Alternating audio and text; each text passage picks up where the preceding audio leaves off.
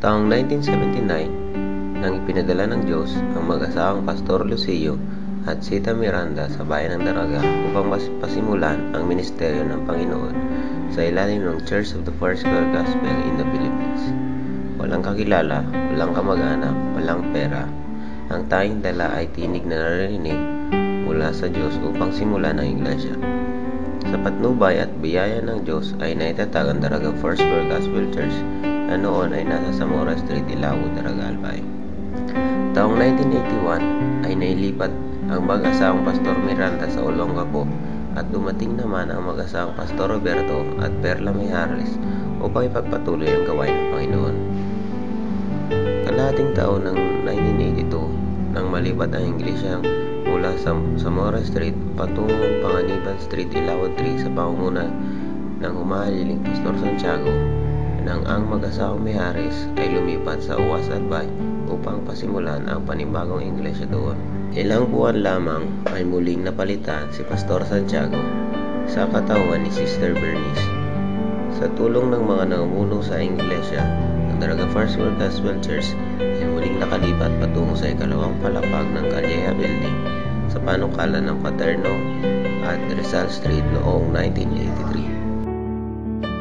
Sa kalahatian ng taong 1983 ay umalis si Sister Bernice at naiwan ang pamumuno ng mga gawain sa mag-asawang Brother Rick at Sister Heidi Hinton hanggang sa pagpasok ng 1984 na siya naman pagdating ni Pastor Berha na natili hanggang 1985. Sa taong ito naman ay talagang kasawang Pastor Roger at Luz Doncillo na siyang naglagay sa pangalang Daraga Foursquare Restoration Church. Taong 1990 ay nailipat ang mag-asawang Sir Doncillos sa Kamaynilaan at bumalit sa kanila si Pastor Dan Lunas hanggang sa kalagitnaan ng taong 1993. Muling nagpadala ang Panginoon ng manggagawa sa katauhan ni Pastora Rowena Viñas habang naghihintay ang manggagawa. Itatalaga na January 8, 1994 ay pinadala ng Panginoon ng mag-asawang Pastor Aldin at Sister Rachel Imaas. Ilang taong pananalangin ang pangitain at kabigatang inailagay sa puso ng panibagong namumuno ay nasa ikatuparan ang ipanganak ng iglesia sa Lakag noong Hulyo 1998. Ngayon ito ay matatagpuan sa Enrado Daraga sa pangangalaga ng tagapamahalang Pastor Alvin Lunas. Sa taong dingiyon, buwan ng Oktubre ay sinimulan naman ang isa pang anak ng iglesia sa Bunot, Legazpi City na ngayon ay nailipat na rin pansamantala sa Rawis, Legazpi City sa pangunguna ni Pastora Army Jansilian. Ang ikatlong anak ng iglesia ay nabuksan sa Kamalig noong Enero 2001.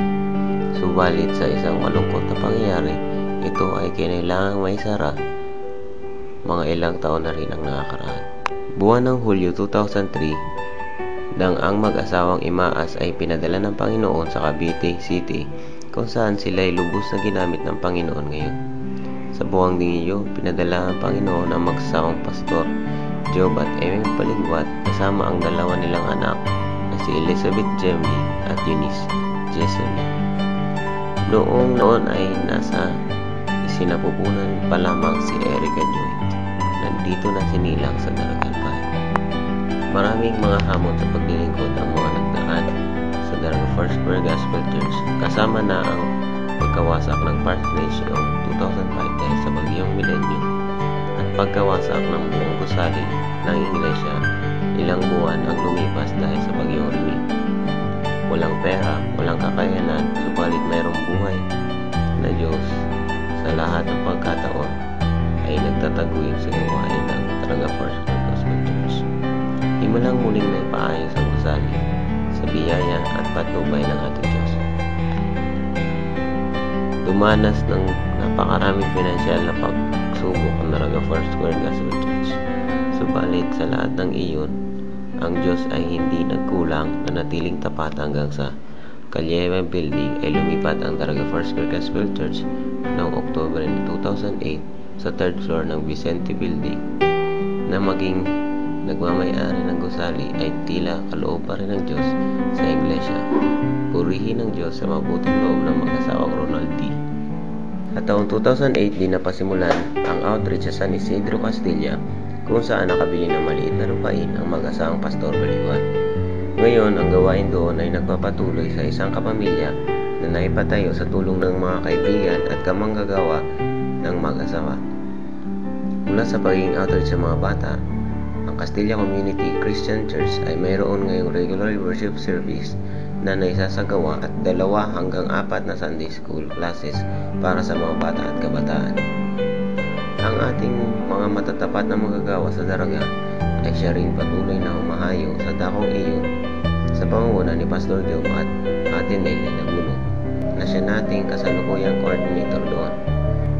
Ang ating hangarin ay makapaghubog ng mga manggagawa mula sa dakong iyon upang higit na mapalakas ang tinuturing nating daughter church ng Daraga Partsburg Gospel Church. Narito ngayon sa ating kalagitnaan ang ilan sa mga kapatiran mula sa San Isidro, Castilla upang makigalak at makiisa sa ating selebrasyon.